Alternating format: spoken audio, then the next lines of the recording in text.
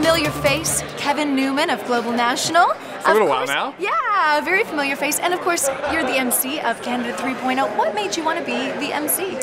Well, I was asked to be the MC, and it was part of a sort of an interesting year that I've had, because I met up with Tom Jenkins at our mutual love of Muskoka one time, and I was put in touch with him by another friend who said that he was sort of building the future. And I was working in traditional media, as you do, and knew that the future was being built, and I couldn't necessarily see the future being built because I was just so busy doing what we have to do to make a living. So I met up with him and saw that he had incredible passion, that he'd been part of whatever was next his whole life. And so I said, I just want to learn from you. And so he brought me into a couple of conferences, and then when we were out at the Olympics, he said, would you like to be MC? And I thought, well, I'll try. I mean, I don't know much about this stuff. And maybe in that way I'm a good conduit for people, because a lot of people don't know much about it, but it was just his invitation. I was happy to accept it. Well, and you brought your son too for the key, for the opener, and I thought that was fantastic. So as my dad mentioned, I found some problems with this newscast. One of them being that at 5:30 I'm forced to sit down and watch the whole thing. What if instead of stories looking like this, I was able to break the news apart and choose stories that interest me and skip over the ones that I don't really care about? And what if I could carry this wherever I went? Well, what would this look like? Well, the buzzword of the century right now, an app. Something like this. The stream loads and stories are presented to be, chosen and shared. It also provides a way to choose stories thematically, keeping news very relevant to myself. It's been said, and I think it's true, that the generation gap when it comes to the digital generation is probably the biggest generation gap of modern times. That there are, I mean, you've seen it yourself. There's people like me up there who can't get a simple page to come up on a computer, and then there's my son who just sort of whips together this 3D animation thing that is incredible. And I just don't have those skills. I mean, somebody else put it in an interesting way, which is his generation are native digis. They speak the language and they're fluent in it. We're kind of like foreigners on their landscape. We speak digi with an accent. The words are slightly wrong, the meaning isn't necessarily right. I keep calling it, tethering, and he's saying, no, it's latching. And so I speak the language with an accent. He speaks it fluently. And I wanted to illustrate that I was old school media. I didn't know the future, but you turn it over to that generation and they can imagine it. What can't be lost in all of this is the storytellers. I mean, I'm part of the creative stream. And what concerns me is that, you can fall in love with people who know how to use the tools, but it's the tools are just a tool. They're there to tell a story, or they're there to do something else. And the problem with the digital generation gap is that my generation's been almost afraid to turn it over and to say, okay, you have way better tools to storytell than I can even imagine.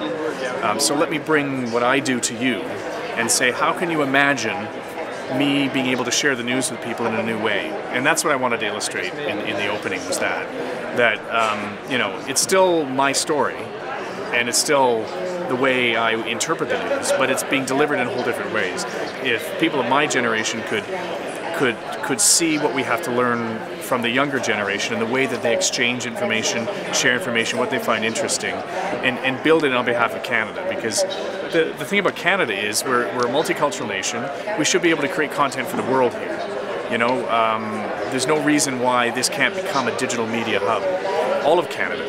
We've got an educated society, a multiracial, multicultural society. It can happen, but we need to, first of all, bridge the generational divide and start working as one. Like a great marriage of the two together. Yeah, I mean, I think it would. I mean, it would, we could position ourselves in a way that, very few other countries could. But we have a lot of internal work to do. That's the problem. That's where we're falling behind. We're not thinking big enough. We're not sharing enough. We're not bridging across the silos. And the thing I love about this conference, in bringing in the creative stream this year for the first time, is that the guys who are the software makers and the device makers recognized that they can't build it without knowing what it's going to be used for, and that's where the content people come in. So now the content people are part of it and part of the discussion, and I think out of that will hopefully some walls will drop. What do you think is the first thing that Canada should be focusing on when it comes to its digital media future? I think we need to find a way soon so that people who are creative have a way to make money at it. That there has to be a way to embed rights information, copyright information, and figure out some way to make money so that when all of this stuff is being shared, it's not being done for free. And the problem with it is that there's no way to track it yet. So we have to be able to track creative things, so that if you're an entrepreneur and you're saying, okay, I want to create a business that's based on my creative output, you can go to a bank and say, and here's how I'm going to make money at it, and here's the audience in the world for this thing. We can't do those two things yet. So you go to the bank and you say, well, actually I have to give it away for free because no one wants to pay for it, and I can't tell you who's watching it because there's no way to track it. Those are two gigantic hurdles. Those are easily fixed, I think, in the next year or two. So I think that's what we've got to do first, and then everything else comes from that because we can prove our business case to the world. Right now we can't. My last question for you. So what makes Canada 3.0 newsworthy to you? I think the fact that it's the device makers, the software makers, the government agencies, private industry, academics, and people that do stuff coming together and saying, we got a problem. We're losing. We're behind. We're falling behind. And Canadians historically are the world's best communicators. We used to use the telephone more than anybody else. We're the biggest users of Facebook in the world. We love to talk and share, but we're not doing it in a way that is yet, exporting it to the world. We're doing it too internally. So if there's a news story here, it's that that the people who care about this stuff are acknowledging we're losing this race, and that we got a lot of work to do to catch up, and we're rolling up our sleeves and we're starting to get some of the work done. Especially to get to the moonshot for 2017. Exactly.